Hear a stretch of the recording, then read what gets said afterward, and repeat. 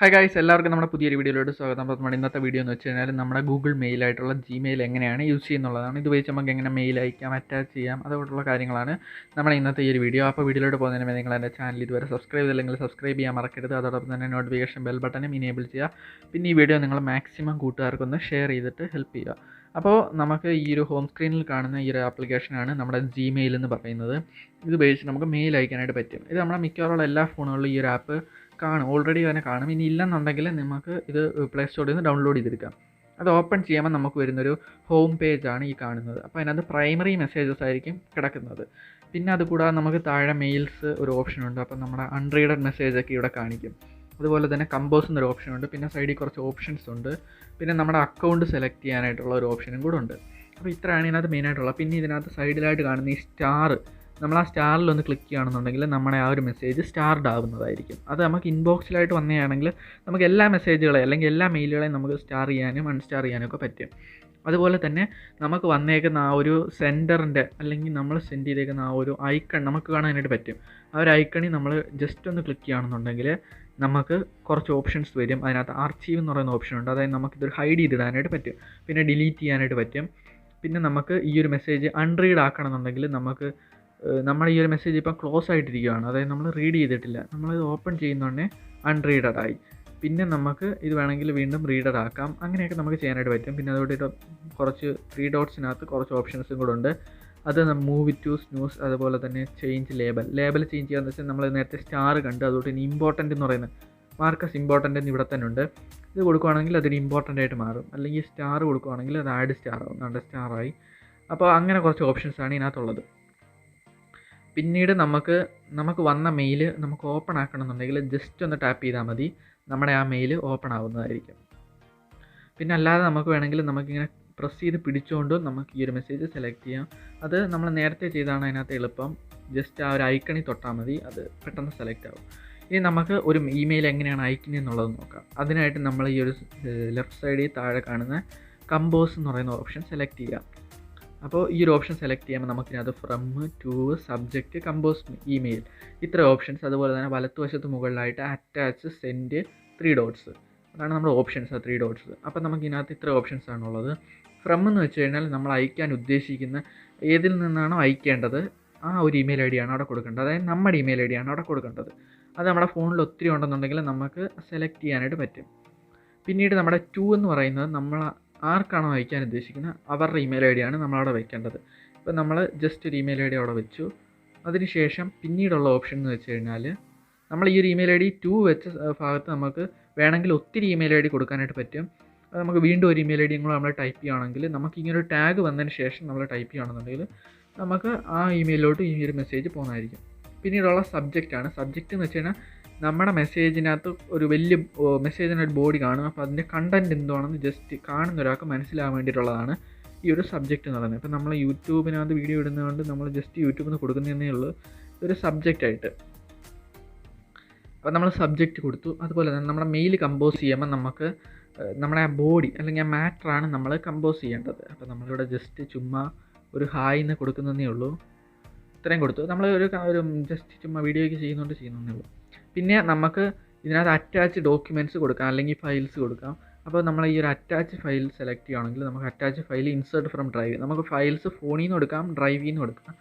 ഡ്രൈവിൽ നമ്മൾ already upload ചെയ്തിട്ടുണ്ടെങ്കിലേ എടുക്കാൻ പറ്റത്തുള്ളൂ. അറ്റാച്ച് ഫയൽസ് നമ്മൾ സെലക്ട് ചെയ്യുകയാണെന്നുണ്ടെങ്കിൽ നമ്മുടെ ഫോണിൻ്റെ മൈ ഫയൽസ് ഓപ്പൺ ആവും. അതിനകത്ത് നമുക്ക് ഇമേജസോ അതുപോലെ തന്നെ ഓഡിയോയോ വീഡിയോയോ ഡോക്യുമെൻറ്റ്സോ അങ്ങനെ എന്ത് വേണമെങ്കിലും നമുക്ക് സെലക്ട് ചെയ്യാം. ഇപ്പോൾ നമ്മുടെ ഡോക്യുമെൻറ്റ്സ് ആണ് എടുക്കുന്നതെന്നുണ്ടെങ്കിൽ നമ്മളിപ്പോൾ ജസ്റ്റ് ഒരു ഡോക്യുമെൻറ്റ് സെലക്ട് ചെയ്യുകയാണ്. ഒരു ഡോക്യുമെൻറ്റ് സെലക്ട് ചെയ്തു. ഇപ്പോൾ ഇതാണ് നമ്മുടെ ഒരു മെസ്സേജിൻ്റെ ഒരു ഇമെയിലിൻ്റെ ഒരു ഫോർമാറ്റായി.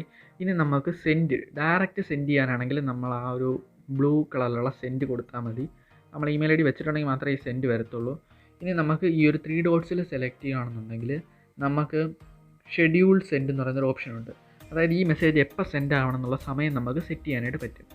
അപ്പോൾ അത് നമുക്ക് tomorrow morning, tomorrow afternoon, Monday, അത് നമ്മൾ ഓരോ സമയങ്ങളുണ്ട്. പിന്നെ അല്ലെങ്കിൽ നമുക്ക് ഇതിനകത്ത് പിക്ക് ഡേറ്റ് ആൻഡ് ടൈം എന്ന് പറയുന്ന ഓപ്ഷനുണ്ട്.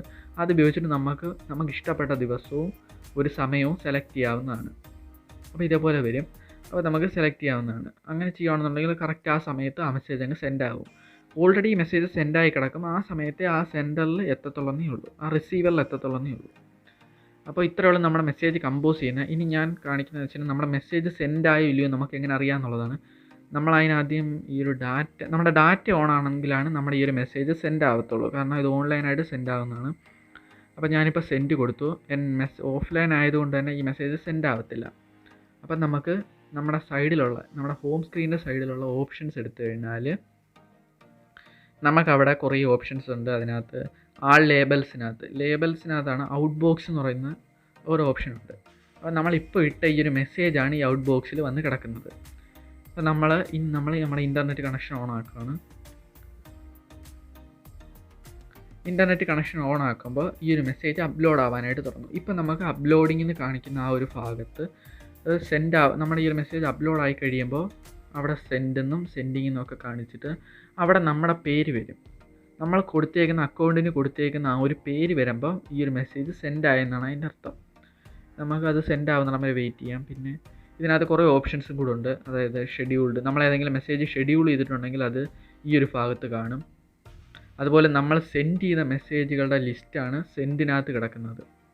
അപ്പോൾ ഇവിടെ നമുക്കൊരു ഔട്ട് ബോക്സ്, നമ്മൾ ഒരെണ്ണം സെൻഡ് ചെയ്യുന്നുണ്ടെന്നുള്ളൊരു ഇൻഫർമേഷനും കൂടെ അവിടെ കാണിക്കുന്നുണ്ട്. അപ്പോൾ അങ്ങനെയൊക്കെയാണുള്ളത്. പിന്നെ നമുക്ക് ഈ ഒരു മെസ്സേജ് വേണമെങ്കിൽ നമുക്ക് ഡിലീറ്റ് ചെയ്യാനായിട്ട് പറ്റും. നമ്മൾ ഡിലീറ്റ് ചെയ്യുകയാണെന്നുണ്ടെങ്കിൽ ഈ ഒരു മെസ്സേജ് ഇവിടെ നിന്ന് ക്ലിയറായി ആ മെസ്സേജ് നമ്മുടെ ബിന്നിൽ വന്ന് കിടക്കും. നമുക്ക് പിന്നീടാണെങ്കിൽ ആ ഒരു മെസ്സേജ് നമുക്ക് എടുക്കാനായിട്ട് പറ്റും, റിക്കവർ ചെയ്യാനായിട്ട് പറ്റും. അല്ലാന്നുണ്ടെങ്കിൽ നമുക്ക് പെർമനൻ്റ് ആയിട്ട് ഡിലീറ്റ് ചെയ്യാനും പറ്റും.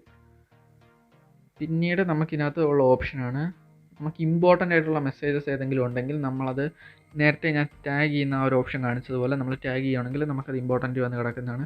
പിന്നെ സ്റ്റാർഡ്, പിന്നെ ഇതിനകത്തുള്ള പ്രൈമറി എന്ന് വെച്ച് കഴിഞ്ഞാൽ നമ്മുടെ പ്രൈമറി ഇമ്പോർട്ടൻ്റ് ഉള്ള മെസ്സേജസ് ആണ് പ്രൈമറിയിൽ വരുന്നത്. സോഷ്യൽ എന്ന് വെച്ച് കഴിഞ്ഞാൽ അഡ്വർടൈസ്മെൻറ്റുകളാണ്, ഗൂഗിളിൽ നിന്ന് വരുന്നതാവാം, അതുപോലെ തന്നെ എന്തെങ്കിലും സെർവറുകളിൽ നിന്ന് വരുന്ന മെസ്സേജസ് ആവാം. പ്രൊമോഷൻസും അഡ്വർടൈസ്മെൻറ്റുകൾ തന്നെയാണ്. പിന്നെ ഓൾ ഇൻബോക്സസ് എന്ന് പറയുമ്പോൾ നമ്മുടെ 2 ഇമെയിൽ ഐ ഡികളിലായിട്ട് വന്നിട്ടുള്ള എല്ലാ ഇമെയിലുകളും ഓൾ ഇൻബോക്സിൽ കാണും. അപ്പോൾ ഇത്രയൊക്കെയാണ് ഒരു ജിമെയിലിൻ്റെ മെയിനായിട്ടുള്ള കണ്ടൻറ്റ് എന്ന് പറയുന്നത്. നമുക്ക് ഈ കമ്പോസാണ് നമുക്കിതിനകത്ത് മെയിനായിട്ടുള്ളത്. നമ്മളൊരു മെസ്സേജ് ഇമെയിൽ കമ്പോസ് ചെയ്ത് അയക്കുക എന്നുള്ളതാണ് ഇതിനകത്ത് എളുപ്പം നമുക്ക് ഏറ്റവും ഇതിൻ്റെ പ്രധാന ഉപയോഗം. പിന്നീട് നമുക്ക് മെസ്സേജുകൾ വരുന്നില്ല എന്നുണ്ടെങ്കിൽ, അതായത് ചിലപ്പം നിങ്ങളുടെ ഫോണിൽ ഇമെയിലുകളൊന്നും വരുന്നില്ലായിരിക്കും. അങ്ങനെയാണെന്നുണ്ടെങ്കിൽ നിങ്ങളുടെ ഫോണിൻ്റെ നോട്ടിഫിക്കേഷൻ പാനലിനകത്ത് സിങ്ക് എന്ന് പറയുന്നൊരു ഓപ്ഷനുണ്ട്. ആ ഒരു ഓപ്ഷൻ നിങ്ങൾ ഇനേബിൾ ചെയ്തിട്ട് ഡാറ്റ കണക്ഷൻ ഓൺ ആക്കുകയാണെങ്കിൽ ആ ഇമെയിലുകൾ, വരാതെ കിടക്കുന്ന ഇമെയിലുകളെല്ലാം പെട്ടെന്ന് വരുന്നതായിരിക്കും. അത് ഓണാക്കി തന്നെ ഇട്ടേക്കുകയാണെങ്കിൽ ഇമെയിലുകൾ നിങ്ങൾക്ക് കറക്റ്റ് സമയത്ത് തന്നെ വന്നോളും. അതുപോലെ നമ്മുടെ പുതിയ വെർഷൻ ജിമെയിലിനകത്ത് മീറ്റ് എന്ന് പറയുന്ന ആപ്പ് അതിനകത്തുണ്ട്. അപ്പോൾ നമുക്ക് ഗൂഗിൾ മീറ്റിൽ ജോയിൻ ചെയ്യാനായിട്ടും പറ്റും. അപ്പോൾ ഇന്നത്തെ ഈ വീഡിയോ നിങ്ങൾക്ക് എല്ലാവർക്കും ഹെൽപ്ഫുൾ ആയിരിക്കും എന്ന് വിചാരിക്കുന്നു. അപ്പോൾ നിങ്ങൾക്ക് എന്തെങ്കിലും സംശയങ്ങളോ അഭിപ്രായങ്ങളോ ഒക്കെ തന്നെ ഉണ്ടെങ്കിൽ നമ്മുടെ കമൻറ്റ് ബോക്സിൽ ഇടുക. അതുപോലെ തന്നെ നമ്മുടെ ഈ ഒരു വീഡിയോ ഇഷ്ടപ്പെട്ടെങ്കിൽ ലൈക്ക് ചെയ്യുക. പിന്നെ നമ്മുടെ ചാനൽ ഇതുവരെ സബ്സ്ക്രൈബ് ചെയ്തില്ലെങ്കിൽ സബ്സ്ക്രൈബ് ചെയ്യാനായിട്ട് മറക്കരുത്. അപ്പോൾ നമുക്ക് ഇതുപോലുള്ള വീഡിയോസ് വീണ്ടും കാണാം. പ്രതീക്ഷയിൽ അമൽ സൈനിങ് ഓഫ്.